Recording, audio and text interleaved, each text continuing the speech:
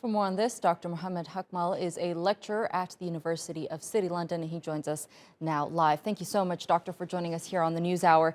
Now, there are some countries that are enforcing border closures and restrictions because of Omicron, and there are others that don't feel the need to at this point.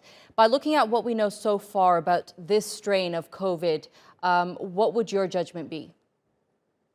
Well, I think as it has already been also announced by the World Health Organization and also other experts that so far we don't know much about this Omicron, variant of COVID-19.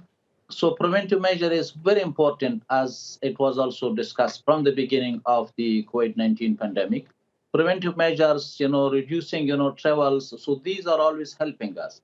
But we don't want to blame those countries where where they also found it, or detected, this Omicron's COVID-19 virus. So this was, in fact, their strength, their capabilities, their trust also on the scientific methods. So now what we need to think beyond those, like closing, their borders or not letting them, to travel to other countries. So vaccine is the best approach also. So I think what we also need to work also with those countries where, the vaccine coverage for the COVID-19 vaccine is very low.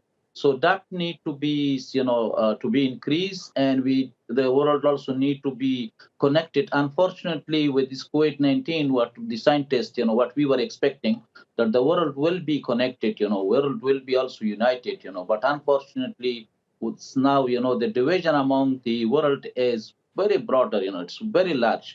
So even if you see like in UK, in US, people are thinking about the third dose of vaccine, where in some country, there is, less than 10% of their population have got, have been immunized also for COVID-19. So I Right. think that need to be need to be corrected, and need to be at least replanned. Right. A lot of health experts, including yourself, is saying vaccines are key to solving this issue. Do we know if the current vaccines on the market can fight off Omicron?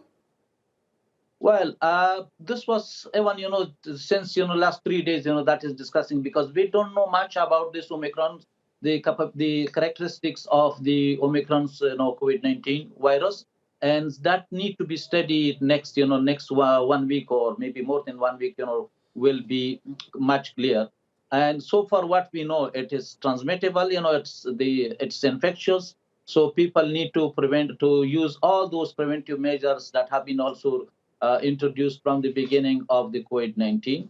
So for the to know about the resistance against the vaccines, that needs some time. I think it will take maybe 1 or 2 weeks, to that scientists can also come up with a kind of Right. result. Right, and vaccine mandates is another hot topic at the moment. There are people who support the idea of having vaccine mandates, whereas there's people who don't support it, especially mandates regarding getting their children vaccinated. Do you think vaccine mandates are necessary at this stage?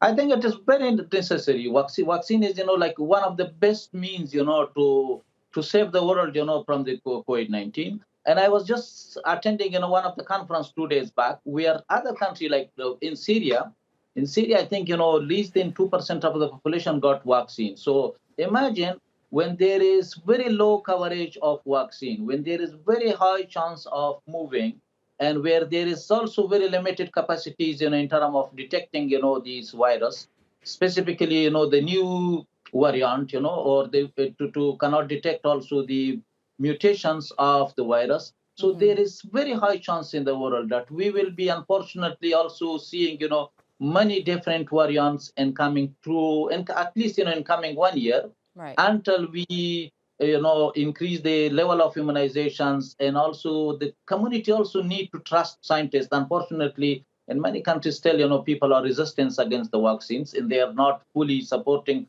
Even when they have, access to vaccine, they are not getting vaccine. Right. While in other country where people are interested to get vaccines, the world is not supporting to them. So that's why I'm saying that, well, unfortunately, the world need to be united, against the COVID-19. Right. Well, no one is safe until everyone is safe. Unless, we have not received, the vaccines, we will not Vaccines be are safe. key, definitely. All right, Doctor, unfortunately, I'm going to have to end that there. But thank you so much for joining us here on TRT World.